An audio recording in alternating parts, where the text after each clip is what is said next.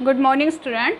हम अपने पिछले वीडियो में चैप्टर 15 की इंट्रोडक्शन कर चुके हैं। अब मैं इसकी एक्सरसाइज स्टार्ट करने जा रही हूँ। इसका फर्स्ट क्वेश्चन है स्टूडेंट, घटना ई की प्रायिकता, इन कथनों को आपको पूरा करना है। घटना ई की प्रायिकता प्लस घटना ई नहीं की प्रायिकता। तो कल स्टूडेंट मैंने आपको इंट्रोडक्शन में बताया था, एक घटना होने की प्लस एक घटना ना होने की, उन दोनों की प्रायिकताओं का कुल जोड़ कितना होता है? 1। होने का प्लस ना होने का, प्रायिकता होने की किसी घटना की प्लस प्रायिकता ना होने की, इन दोनों का स्टूडेंट कुल जोड़ कितना होता है? 1। आगे उस घटना की प्रायिकता जो घटित नहीं हो सकती। तो कल मैंने बताया था जो घटना घटित नहीं हो सकती उस घटना की प्रायिकता कितनी होती है? 0। और ऐसी घटना को क्या कहते हैं? असंभव या अनिश्चित घटना।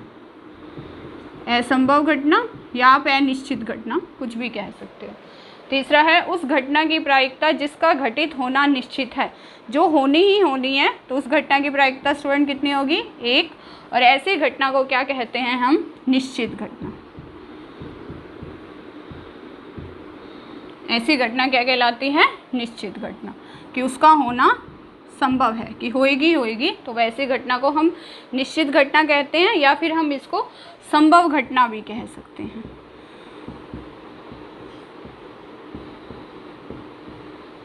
अगला है किसी प्रयोग की सभी प्रारंभिक घटनाओं की प्रायिकताओं का कुल जोड़। तो प्रायिकताओं का कुल जोड़ कल इंट्रोडक्शन में आपको बताया गया था, होने का ना होने का, सारी प्रायिकताओं का कुल जोड़ कितना होता है? 1। किसी घटना की प्रायिकता जो होती है वो स्टूडेंट किस किस के बीच में लाई करती है? 0 और 1 में। या तो 0 से बड़ी होती है या उसके बराबर, और 1 से या तो छोटी होती है या क्या होती है? 1 के बराबर। तो स्टूडेंट ये है इसका फर्स्ट सम। सेकंड सम है स्टूडेंट हमारे पास, एक ड्राइवर कार चलाने का प्रयत्न करता है, कार चलना प्रारंभ हो जाती है या कार चलना प्रारंभ नहीं होती। तो आपको ये जो प्रयोग दिए हुए हैं, इन प्रयोगों में ये बताना है कि ये समप्रायिक हैं या नहीं। तो समप्रायिक स्टूडेंट नाम से ही पता चल रहा है। वैसे तो सम का मतलब समान और प्रायिक का मतलब प्रायिकता। क्या इनकी प्रायिकता जो है वो समान है या नहीं? जिनकी प्रायिकता समान होती है उन प्रयोगों को समप्रायिक कहा जाता है। तो स्टूडेंट जब ड्राइवर कार चलाने का प्रयास करेगा, आप अपने घर में ही एग्जांपल लेके देख के चलिए कि आप ज़्यादातर कार या स्कूटी कुछ भी चलाने का प्रयास करते हो, तो ज़्यादातर प्रयास में क्या होगा? या तो वो शुरू होगी या वो शुरू नहीं होगी। तो शुरू जो है स्टूडेंट्स ज़्यादातर क्या होता है कि अगर ड्राइवर चला रहा है या कोई भी व्यक्ति चला रहा है तो ज़्यादातर वो 80% या 90% वो स्टार्ट हो ही जाती है। अगर उसमें कोई गड़बड़ ना हो, कोई ख़राबी नहीं होगी किसी कार में, बाइक में, तो वो ज़्यादातर शुरू हो ही जाएगी जब आप चलाओगे। 10% ही केस होंगे कि वो शुरू नहीं हो रही है, उसमें कोई गड़बड़ है। तो आप देखो इसमें प्रायिकता समान नहीं है, तो आप क्या लिखोगे? ये जो परिणाम है, क्योंकि प्रायिकता समान नहीं है तो ये जो परिणाम है वो समप्रायिक नहीं है। क्योंकि अगर कार या कोई भी चीज़ है उसमें कोई गड़बड़ नहीं है तो वो स्टार्ट हो ही जाएगी, इसलिए ये परिणाम समप्रायिक नहीं है। फिर स्टूडेंट एक खिलाड़ी बास्केटबॉल को बास्केट में डालने का प्रयत्न करता है, वह बास्केट से बॉल डाल पाती है या नहीं डाल पाती। तो स्टूडेंट इन्होंने यहाँ पे खिलाड़ी दिया है। अब खिलाड़ी बास्केटबॉल में बॉल डालेगा तो ज़्यादातर चांसेस क्या होंगे? कि बॉल डल जाएगी।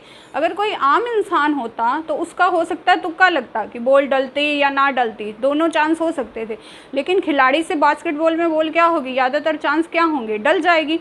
60% 70% बॉल डलने के चांस होंगे और ना डलने के बहुत कम। तो प्रायिकता बराबर नहीं होगी। तो इस केस में भी आप क्या लिखोगे? परिणाम समप्रायिक नहीं है।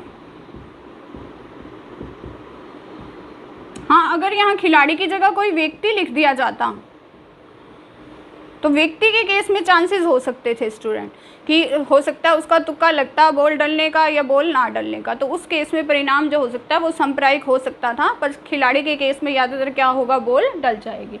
अगला है स्टूडेंट हमारे पास, एक सत्य असत्य प्रश्न का अनुमान लगाया जाता है, उत्तर सही है या गलत। तो अनुमान ही लगाना है। प्रश्न के स्टूडेंट 2 ही ऑप्शन होंगे, या तो वो ठीक होगा या गलत, तीसरा तो ऑप्शन हो ही नहीं सकता। और दोनों के कितने कितने चांस होंगे? 50-50% चांस होंगे, या तो होगा वो 50% सही है या 50% चांस होगा कि वो गलत है।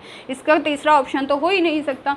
तो ये स्टूडेंट इसका आंसर क्या आएगा? परिणाम समप्रायिक है, मतलब इसकी जो प्रायिकता है वो क्या है, समान है।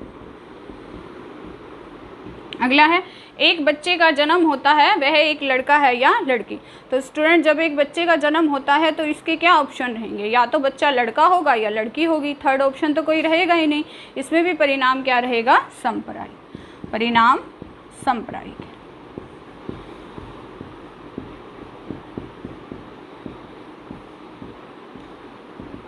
अब स्टूडेंट हम इसका नेक्स्ट सम थर्ड करते हैं।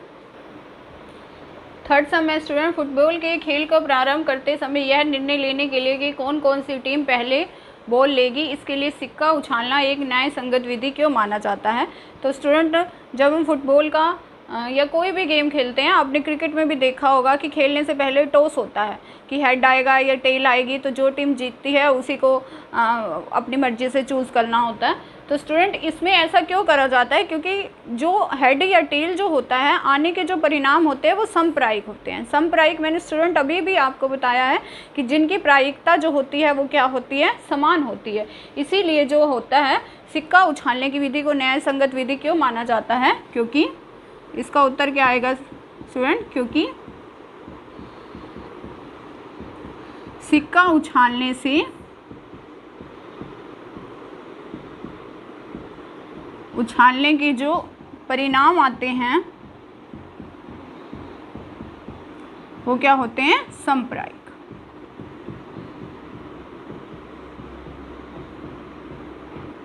इसलिए स्टूडेंट इस विधि को क्या माना जाता है, न्याय संगत विधि। नेक्स्ट सम है स्टूडेंट, निम्नलिखित में से कौन सी संख्या किसी घटना की प्रायिकता नहीं हो सकती। एक दिया आपको 2/3, -1.5, 15%, 0.7। तो स्टूडेंट जब भी इस तरह के सम आ जाए, मैंने आपको इंट्रोडक्शन में शुरू से ही बताया था, प्रायिकता कभी भी ऋणात्मक नहीं हो सकती, मतलब प्रायिकता कभी भी माइनस में नहीं हो सकती। तो स्टूडेंट जहाँ पर भी अगर आपको माइनस का निशान लग रहा है वो कभी भी किसी घटना की प्रायिकता नहीं हो सकती। क्यों, प्रायिकता कभी भी ऋणात्मक नहीं होती, हमेशा 0 से बड़ी या 0 के बराबर और 1 से छोटी या 1 के बराबर रहती है। प्रायिकता कभी भी ऋणात्मक नहीं होती। क्यों, क्योंकि ऋणात्मक क्यों नहीं होती, क्योंकि 0 से कम तो हो ही नहीं सकती, और ऋणात्मक का क्या मतलब है, 0 से छोटा होना, इसलिए प्रायिकता कभी भी ऋणात्मक नहीं होती।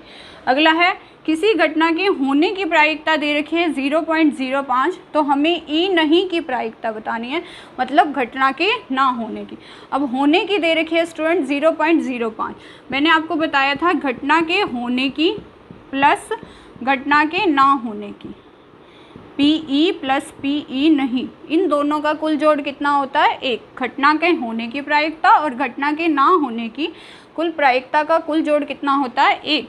अब घटना के होने की कितनी है, 0.05, हमें किसकी निकालनी है, ई नहीं की, और कुल जोड़ कितना है, 1। तो प्रायिकता ई नहीं की जो है वो क्या आ जाएगी, 1 में से आप क्या घटा दोगे, 0.05। तो 1 में से 0.05 कैसे घटाओगे, 1 के बाद स्टूडेंट इसके बाद कितने दशमलव हैं, दशमलव के बाद सॉरी कितनी 0 हैं, 2 है ना, तो 1 में दशमलव के बाद कितनी 0 लगाओगे, 2। कई बच्चे इसको माइनस करने में भी बहुत बड़ी गलती करते हैं। 1 के बाद स्टूडेंट दशमलव लगा के कितनी 0 लगानी है, 2, क्योंकि यहाँ दशमलव के बाद 2 अक्षर हैं। इसमें से 0.05 घटाओगे, 10 में से 5 जाएगा 5, यहाँ रहेगा 9 और यहाँ क्या रहेगी 0। तो हमारे पास आंसर क्या आएगा, 0.95। मतलब किसी घटना के ना होने की प्रायिकता कितनी है, इस घटना की 0.95। आपको एक चीज़ याद रखनी है, जब भी आपको होने की दे रखी हो और ना होने की पूछ रखी हो तो आप 1 में से होने की माइनस कर दोगे, या उल्टा भी हो सकता है कि ना होने की दे रखी हो और होने की पूछ रखी हो तो भी आपको 1 में से वो दी हुई प्रायिकता घटानी है, आपके पास दूसरी प्रायिकता आ जाएगी। तो स्टूडेंट ये हमारे पास क्वेश्चन थे 15.1 के 1 से लेके 5 तक, इन्हें अच्छी तरह करिएगा और समझिएगा। Thank you student.